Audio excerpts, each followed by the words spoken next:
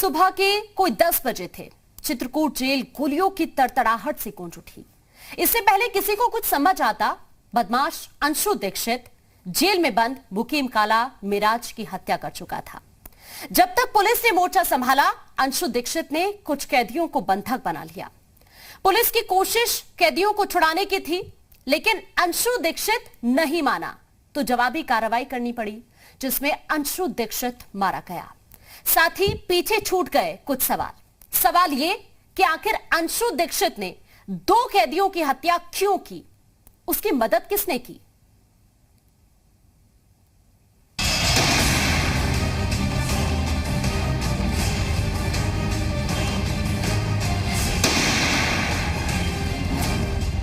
Jail में gang war, कौन जिम्मेदार?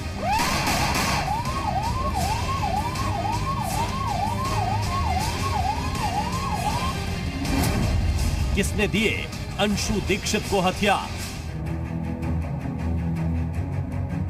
चित्रकूट जेल में हुई गैंगवॉर के पीछे वजह क्या थी? अंशु दीक्षित की मदद किसने की? ऐसे तमाम सवालों के जवाब जब मिलेंगे तब मिलेंगे। फिलहाल आशंका जताई जा रही है कि गैंगवॉर की साजिश काफी पहले से रची जा रही थी। जैसे जैसे वक्त बीत रहा है, एक के बाद एक जानकारियां सामने आ रही हैं।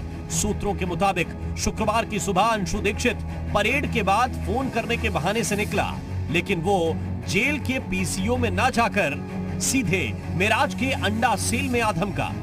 इससे पहले कि किसी को कुछ समझ आता, अंशु दीक्षित ने फायर कर दिया।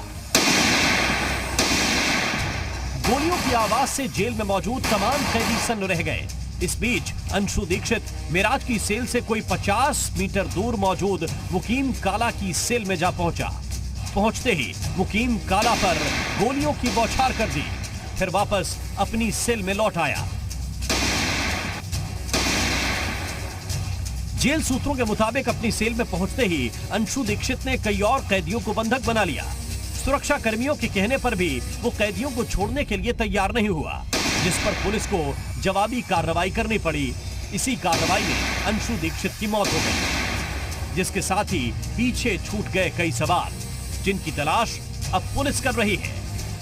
एक बंदी द्वारा अपने सहबंदियों पर फायरिंग की जा रही है। इस सूचना पर तत्काल गाँव डीएम साहब और साथ में पूरी जनपद की पुलिस बल जो वो यहाँ घटनास्थल पर है। जब घटनास्थल पर पहुंचे तो उक्त बंदी द्वारा हाथ में पिस्टल लेकर फायरिंग की जा रही थी और मौका वारदात पर 2 बंदियों को उसके द्वारा गोली मार दी। सवाल नंबर 1, गैंगवॉर की एक भी तस्वीर सीसीटीवी में कैद क्यों नहीं हुई?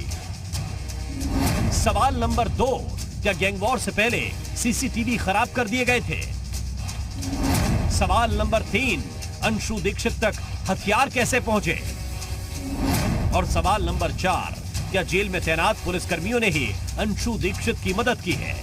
अब ये तो हमारे स्टाफ के द्वारा ही कोई घटना घटी है, हम अपना ही आदमी पहुंचा दिया। अब तक की जांच के बाद ये साफ नहीं हो पाया है कि आखिरकार इस मामले के पीछे सही वजह क्या थी। ऐसे में ये सवाल उठता है कि आखिरकार अंशु ने मिराज और मुकीम का कत्ल क्यों किया, वो भी तब जबकि वो ये जानता था कि जेल के अंदर इस वारदात को अंजाम देने के बाद उसका बच पाना भी बेहद मुश्किल होगा। सवाल ये भी कि तीनों बदमाशों को चित्रकूट की हाई सिक्योरिटी सेल में रखा गया था, और उससे बड़ा सवाल ये कि अंशु दीक्षित ने जिन 2 बदमाशों की हत्या की, उन्हें कुछ दिन पहले ही चित्रकूट लाया गया था। मुकीम काला को 7 मई को ही सहारनपुर से चित्रकूट जेल शिफ्ट किया गया था। मुकीम काला को कोविड प्रोटोकॉल के तहत बच्चा सेल में रखा गया, तो वहीं मिराजुद्दीन और मिराज को 20 मार्च को वाराणसी से चित्रकूट ट्रांसफर किया गया था। मिराजुद्दीन को हाई सिक्योरिटी वाली अंडा सेल में रखा गया था। चित्रकूट के जिला कारागार में कल शुक्रवार को 3 दुर्दांत अपराधी गैंगवार और पुलिस मुठभेड़ में मारे गए थे, जिसमें पश्चिमी उत्तर प्रदेश का दुर्दांत अपराधी मुकीम काला और बनारस का मिराजुद्दीन व सीतापुर का अंशु दीक्षित शामिल है। तीनों के मौत के बाद यहाँ जो घटनाक्रम हुआ है, उसके बाद यहाँ जेल अधीक्षक जेलर समेत 3 पुलिसकर्मियों को भी सस्पेंड किया गया है और सुरक्षा के इंतजाम किए गए हैं। हालांकि मिराज और मुकीम की हत्या करने वाले अंशु दीक्षित को पुलिस ने थोड़ी ही देर बाद मुठभेड़ में मार गिराया। हमारे द्वारा पुलिस द्वारा चारों तरफ से घेराबंदी की गई और उक्त अभियुक्त जिसका नाम बाद में अंशु दीक्षित पता चला, उसको आत्मसमर्पण हेतु बताया गया। बार बार उसे सरेंडर के लिए कहे जाने के कारण उसके द्वारा आत्मसमर्पण नहीं किया गया, परंतु पुलिस पार्टी पर फायरिंग शुरू कर दी। इस पर आत्मरक्षा पुलिस पार्टी द्वारा उक्त अभियुक्त पर फायरिंग की गई, जिससे उसको गोली लगी। बताया जा रहा है कि जिस हाई सिक्योरिटी जेल में अंशु दीक्षित को रखा गया था, उसके आसपास के सभी सीसीटीवी कैमरे बंद थे। सूत्रों के मुताबिक करीब 2 महीने पहले सभी कैमरे एक साथ खराब हुए थे, जिन्हें ठीक करने की जिम्मेदारी जिस एजेंसी को दी गई थी, उसने अब तक कैमरे ठीक नहीं किए। सवाल यह है कि क्या साजिश के तहत ऐसा किया गया? सीसीटीवी को दुरुस्त करने वाली कार्यदायी संस्था को यूं तो दर्जनों पत्र लिखे गए, लेकिन कार्यदायी संस्था की तरफ से ना तो पत्रों का जवाब दिया गया और ना ही कैमरों को दुरुस्त किया गया। ऐसे में चित्रकूट की इस हाईटेक जेल में हुए गैंगवार की वजह से कार्यदायी संस्था का यह रवैया भी शक के घेरे में है। फिलहाल जांच में जुटी पुलिस ने मौके से बरामद पिस्टल के खाली खोखों को जांच के लिए भेज दिया है और 9mm की पिस्टल की भी जांच की जा रही है। जेल प्रशासन की लापरवाही को देखते हुए जेलर और सुपरिटेंडेंट को सस्पेंड किया जा चुका है। एक विशेष टीम मामले की तफ्तीश भी कर रही है और उम्मीद की जा रही है कि गैंगवॉर का सच जल्द ही सामने आएगा। Bureau report, C media. अब देखिए कि जेल के अंदर गोलीबारी करने वाला, 2 हत्याएं करने वाले अंशु दीक्षित का आपराधिक रिकॉर्ड कैसा था। जेल के अंदर वो किस तरह से अय्याशी कर रहा था। दोनों बेटा पहले तो काम करो, ये तुझे रखा भैया 5,000 रुपये जो सारा सामान है, समझे ना। यहाँ खुलेआम हम लोग घूम बुलाएंगे इसी दिन मरना मरवाई दे। जाम से सजी महफिल, सिगरेट के कश, कारतूस। आप जानकर हैरान होंगे कि ये जेल की तस्वीरें हैं, हालांकि ये तस्वीर पुरानी है। समझे ना, यहाँ खुलेआम हम लोग घूम। और हां, चित्रकूट की जेल नहीं है, रायबरेली जेल है। इसी तस्वीर के सामने आने के बाद अंशु दीक्षित को चित्रकूट शिफ्ट किया गया था, लेकिन इन तस्वीरों से यह समझना मुश्किल नहीं कि जेल के अंदर अंशु दीक्षित का रसूख कैसा होगा। रायबरेली जेल में कायदे कानूनों की धज्जियां उड़ाने वाले अंशु दीक्षित ने ही शुक्रवार को चित्रकूट जेल में कोहराम मचा दिया था।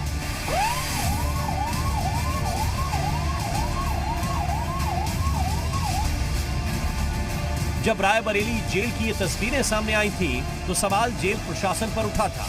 अब चित्रकूट जेल प्रशासन पर उठ रहा है। हालांकि जेल प्रशासन और पुलिस ने इस सवाल पर चुप्पी साध रखी है। कौन सा असलहा बरामद हुआ उसके पास से जिससे गोली चलाई उसने? देखिए, ये सब फील्ड यूनिट मौके पे है, वो कब्जे में ले रही है। जैसे डिटेल मिलेगी तो आपको बताएंगे।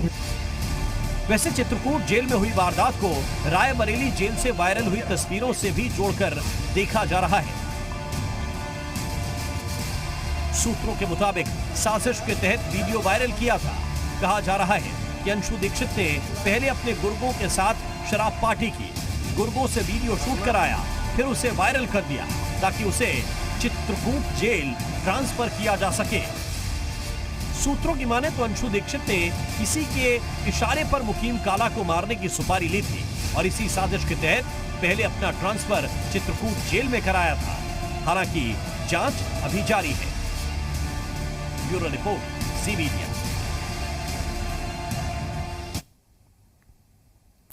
चित्रकूट जेल में हुए कत्लेआम और फिर पुलिस एनकाउंटर में मारे गए कैदियों के आपराधिक रिकॉर्ड की बात करें तो वो भी कम चौंकाने वाले नहीं हैं।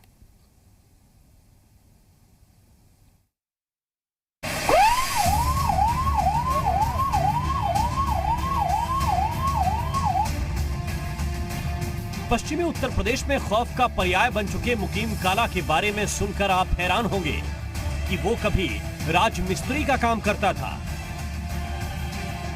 मुकीम काला शामली के जहानपुर गांव का रहने वाला था।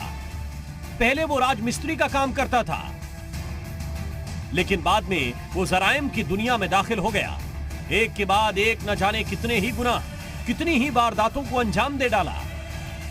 मुकीम काला ने सहारनपुर के तनिष्क शोरूम में पुलिस की वर्दी में डकैती डालकर हर किसी को सख्ते में डाल दिया था। इसी घटना के बाद पुलिस ने मुकीम काला को गिरफ्तार कर लिया था। मुकीम काला पर 61 से ज्यादा केस दर्ज किए गए थे। ये केस शामली, सहारनपुर, मुजफ्फरनगर, दिल्ली, राजस्थान, पंजाब और हरियाणा में दर्ज किए गए। इनमें लूट, रंगदारी, फिरौती और अपहरण के 35 मामले हैं। मुकीम काला को कैराना से पलायन का भी जिम्मेदार माना जाता है। 2017 में मुकीम काला का भाई वसीम काला मुठभेड़ में मारा गया था। वहीं अगर मिराज अहमद की बात करें तो कभी वो मुन्ना बजरंगी का खास हुआ करता था, फिर वो मुख्तार का गुर्गा बन गया। मिराज अवैध असलहों की तस्करी के कारोबार से जुड़ा था। बदमाशों को हथियार सप्लाई किया करता था। उस पर फर्जी शस्त्र लाइसेंस बनवाने के भी आरोप थे। पिछले साल ही वाराणसी की जैतपुरा पुलिस ने उसे गिरफ्तार किया था। 20 मार्च 2021 को उसे चित्रकूट जेल ट्रांसफर किया गया था। कहा जाता है कि मिराज और अंशु दीक्षित की पुरानी दुश्मनी थी। बताया जाता है कि अंशु दीक्षित सीतापुर के मानपुर थाना क्षेत्र का रहने वाला था। हालांकि ग्रामीण बताते हैं कि उसके परिजन लंबे वक्त पहले गांव छोड़कर चले गए और अंशु दीक्षित कभी गांव नहीं आया। उनके परिवार के लोग यही रहते थे। हमारे घर के पड़ोस में प्लाट पड़ा हुआ है, इसी में रहते थे। उसके बाद वो बेच बाच के चले गए। हमारे जो ताऊ जी थे उनके यहाँ जमीन बेच दिए थे, उन्होंने ले लिया था, मकान बन गया था उनका। जब 50-60 साल उनका इज्जत गए हुए हैं और 75 साल हमारी उम्र है, तब स्वभाव का उनका सत्ता शुरू। बदमाश अंशु दीक्षित के बारे में बता दें कि कत्ल, लूट, अपहरण के संगीन गुनाह में उस पर 8 मामले दर्ज किए गए थे। अंशु दीक्षित पर गोरखपुर के सीएमओ के कत्ल का आरोप था। एक बार बिहार के गोपालगंज से उसकी गिरफ्तारी भी हुई थी। अवैध असलहों के साथ उसे पुलिस ने गिरफ्तार किया था। मुख्तार अंसारी के लिए अंशु दीक्षित काम किया करता था। 27 अक्टूबर 2013 को मध्य प्रदेश पुलिस और यूपी एसटीएफ पर उसने फायरिंग भी की थी। सूत्रों की माने तो तीनों ही बदमाशों का कभी ना कभी मुन्ना बजरंगी और मुख्तार अंसारी के साथ वास्ता जरूर रहा। फिलहाल तीनों बदमाशों के शवों को उनके परिजनों को सौंप दिया गया है और जांच जारी है।